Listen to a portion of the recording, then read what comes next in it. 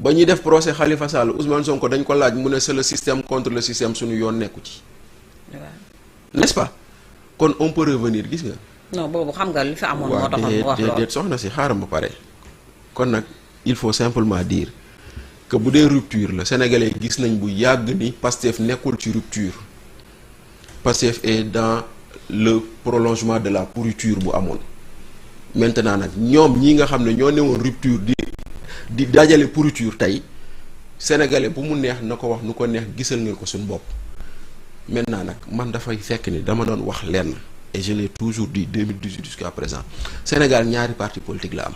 mooy ban ak ban. Ceux qui sont au pouvoir et ceux qui cherchent le pouvoir ñaari dafay am. waaw chaque fois noonu la dàqante ak. voilà waaw Sénégal la politique se résume à puusal ma toog boo toogagul di nga wax lu nekk pour jot ci siis bi boo toogee nga def lu koy doon def wala lu raw lu kee doon def. yow loo gis dafa commencé di def li raw li kii di def wala mi ngi ci tànk di def li kii lu muy def. non c'est-à-dire Ousmane Sonko mii ne woon après le 24 mars kii ñëwul na nga toog fa nga nekkoon. waaw moo ko wax wala wax ko. waaw dégg nañ ko tey ji loo gis akom aidé par deux personnes. Pierre Atepa Goudiaby ak Mimi Touré ils sont en train de faire les sergents recruteurs pour Sonko.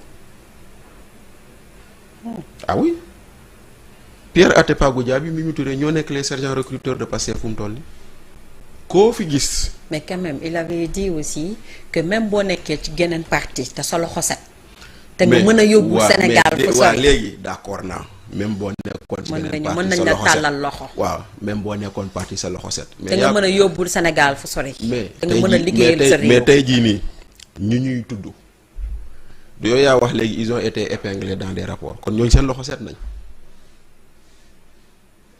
voilà kon nag mu ngi noonu c'est-à-dire que tu te rendras compte que Ousmane Sonko ay waxam jarul dóor sa doom parce que lu mu la wax dañ na lu mu la wax def le contraire ndaxte tey jii nii ils se rendent compte d'une chose ce qui les intéresse c'est leen rek cote donc mooy am majorité te jaral na leen léegi tey jii nii la ñu ne woon lépp araam na démb ñu daganal ko tey jaral na leen tey ñépp ñu saaga woon démb ñu ubbi leen bunt yi tàccu leen jaral na leen tey jii nii lépp loo xam ne li ni jàppoon nañ ni loolu c'est pas leur façon de faire ñu nangu koo def ba pare di ko utal ay lay bi mooy non contexte bu mu waxee woon du boobu ak yooyu noonu gis nga lépp loo teg ci contexte rek utal nga ko lay lépp loo teg ci contexte rek utal nga ko lay te foofu lañ toll malheureusement te yamul foofu sax ndax 47 chargés de mission du recasement politique. non te pourtant dañoo newoon dañuy dind HCCT wax nga ko léegi ak chaise te loolu noonu dañoo jàppoon ni recasement politique la dañoo newoon HCCT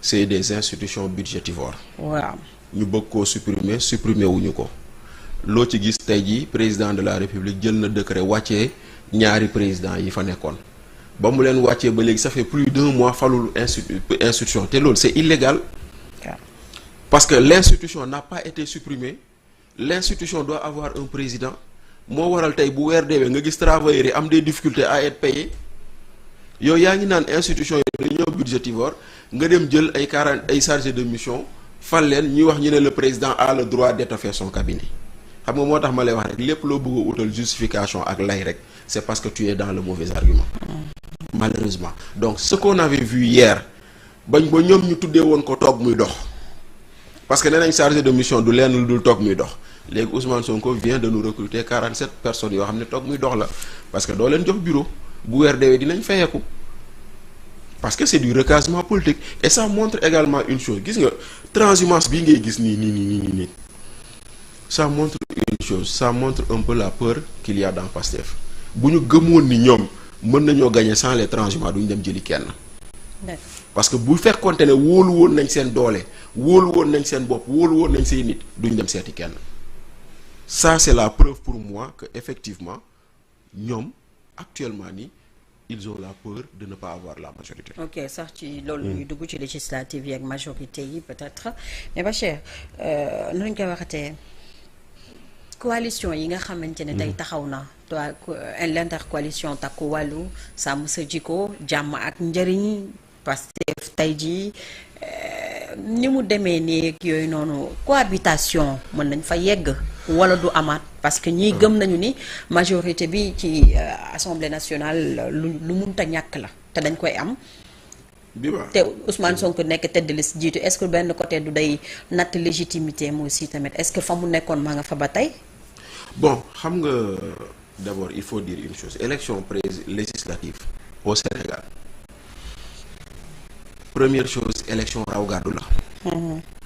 lan mooy élection raw gàddu la bu ñu ne woon ci misaal téeméeri nit ñooy fal député Dakar yi. yow boo jiitoo am fukk ak juróom 15 xam nga des na 85 sur les 100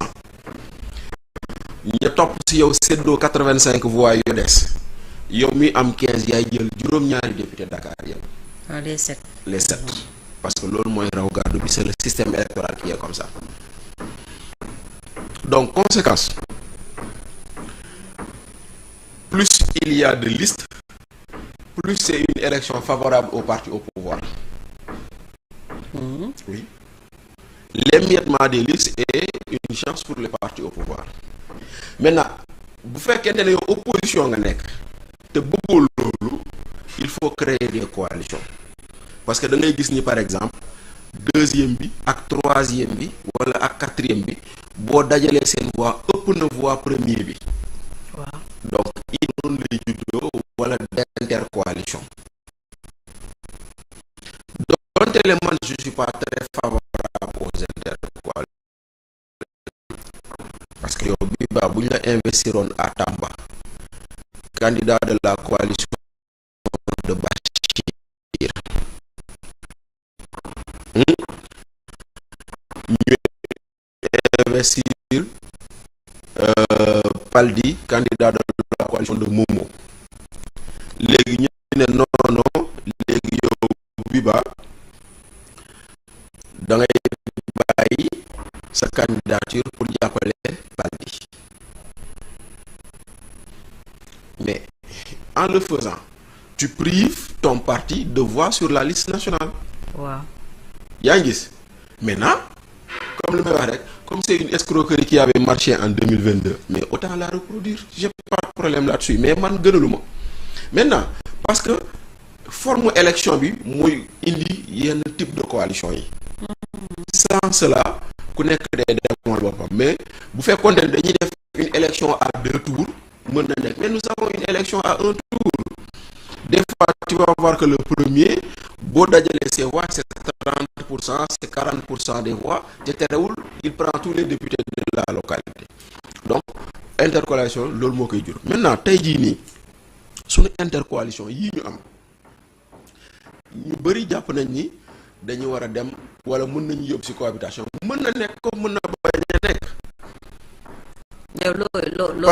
parce que la cohabitation. waaw ñun Sénégal nuñ koy waxee mënul am Sénégal. le temps.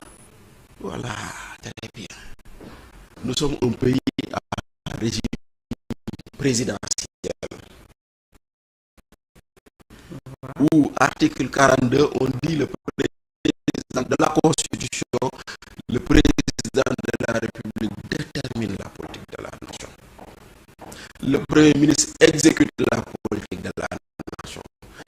tey jii bu fekkoon ne opposition moo gagné 160 députés pouvoir am 5 députés le président n'a aucune obligation de choisir le Premier ministre dans les rangs de l'opposition.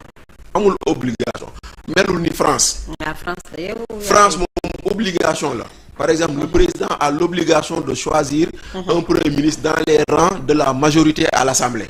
ñun Sénégal amu fi maanaam que toutes les voix ou tous les députés soient de l'opposition Diomaye mooy tànn Premier ministre bu ko neex mu exécuter politique bu ko neex loolu nañ ko xam. mais par contre bu waree dem assemblée nag bu boobaa il sera obligé de composer avec le Parlement pour que les lois passent. Donc quand on rejette une loi le président Diomaye a le pouvoir de faire passer la loi. kon tey jii nii lu ñuy tiit ci cohabitation moo fi amul. mais xam nga bon maturité bi sénégalais bi wala législateur bi mu war a am bu ñu demee ci penc ndaw réew mi nga dugal lii arrangement duñ ko dugal mais dañuy gis ñëpp peut-être dañuy bloqué affaire yi ba dëkk bi du dox. xëy na loolu mais pendant les 7 mois que Diomaye a été là en face d'une assemblée qui n'était pas dans laquelle il n'était pas majoritaire dëkk bi daa taxaw. ah li génn yu ma bëggoon jàllul yenn yu ma bëggoon jàllul defal ndànk neen xam nga wax naa la sànq naan yenn yu ma bëggoon jàllul de wax naa la sànq naan arrêté yenn ngeen def Diomaye a fait passer des lois qui ont été votées Diomaye dañ ko ne yow da nga war a def suppression au conseil ak conseil économique mu ne awma majorité bu ma ko defee mu dugal ko ñaar yooyu rek a jàllul de ñaar yooyu rek a jàllul te ñaar yooyu lu tax mënut a jàll parce que il faut une majorité qualifiée de 3/5 des députés parce que c'est une loi constitutionnelle nu ñu tënkee suñu constitution dañ la ne pour que une loi constitutionnelle ñu mën ko jàllale il faut 99 députés pour mu jàll kon nag jeex na parce que suñu constitution dañ ko bind de sorte à ce que ñu ne yéen acteurs politiques yi waxtaan leen. d'accord waxtaan leen. bu ngeen waxtaanee bu ngeen déggoowee ngeen jàllale loi yi kon nag gis nga amul benn problème à l'Assemblée amul